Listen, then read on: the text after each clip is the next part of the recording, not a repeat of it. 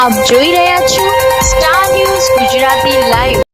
Gujarat ATS તેમજ અન્ય એજન્સીઓ દ્વારા ગુજરાતમાં ચાલી રહ્યા બોગસ હથિયાર લાયસન્સના કૌભાંડનો પર્દાફાશ કરવામાં આવ્યો। મણિપુર અને નાગાલેન્ડ રાજ્યના બોગસ લાયસન્સ બનાવડાવી હરિયાણાથી હથિયારોની ખરીદી કરવામાં આવતી હતી।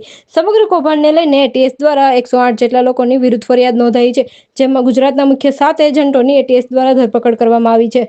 તેમની પૂછપરછમાં તેમને 39 જેટલા લોકોને મણિપુર અને નાગાલેન્ડ રાજ્યના હથિયારોને લાયસન્સ બનાવડાવી આપ્યા હોવાનું કબૂલ કર્યું અને હરિયાણાથી લાયસન્સ ખરીદી કરાવડાવ્યા હોવાનો ખુલાસો થયો, જેને આધારે એટીએસ દ્વારા 16 જેટલા લોકોની ધરપકડ કરાઈ છે। આ 16 લોકો દ્વારા અગાઉ પકડાયેલા 7 લોકો પાસે બોગસ હથિયાર લાયસન્સ અને હથિયારોની ખરીદી કરવામાં આવ્યા છે।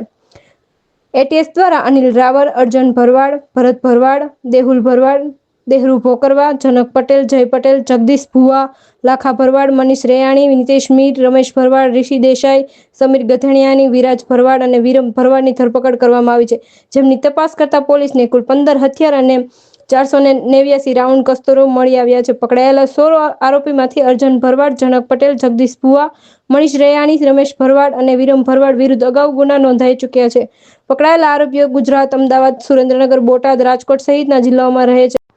આવનારા દિવસોમાં એટીએસ દ્વારા તમામના ઘરે જઈ પંચનામું કરી સર્ચ ઓપરેશન હાથ ધરવામાં આવશે। આ તમામ આરોપીઓ નાગાલેન્ડ, મણિપુરમાં લાયસન્સ ધરાવે છે।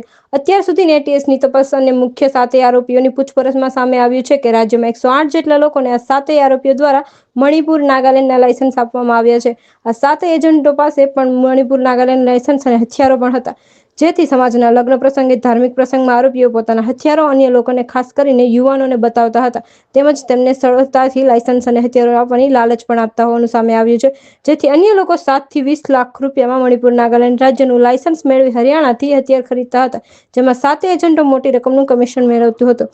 મહત્વનું એ છે કે એટીએસની તપાસમાં સામે આવ્યું છે કે હથિયાર લાયસન્સ મેળવવા માટે લોકો પાસેથી છેલ્લા 3 વર્ષના ઇન્કમટેક્સ રિટર્ન, આધાર કાર્ડ તેમજ પોલીસ વેરિફિકેશન સર્ટિફિકેટ માંગવામાં આવતું હતું, જેના આધારે તે હરિયાણાની હથિયારની દુકાન ધારક શૌકત અલી અને તેમના માણસોને આપતા હતા, જે બાદ હરિયાણાના એજન્ટો મણિપુર, નાગાલેન્ડ અન્ય એજન્ટો સાથે સંપર્કમાં હતા, જેના આધારે મણિપુર, નાગાલેન્ડના રહેઠાણનું ભાડા કરાર તેમજ અન્ય ડોક્યુમેન્ટને આધારે ત્યાંના લાયસન્સ બનાવતા હતા। મુખ્યત્વે જેમાં રિન્યુ નહીં થયેલા લાયસન્સને પણ ગુજરાતના લોકોમાં નામ ચડાવી તેના નામ પર લાયસન્સ બનાવડાયા હોવાનું સામે આવ્યું છે।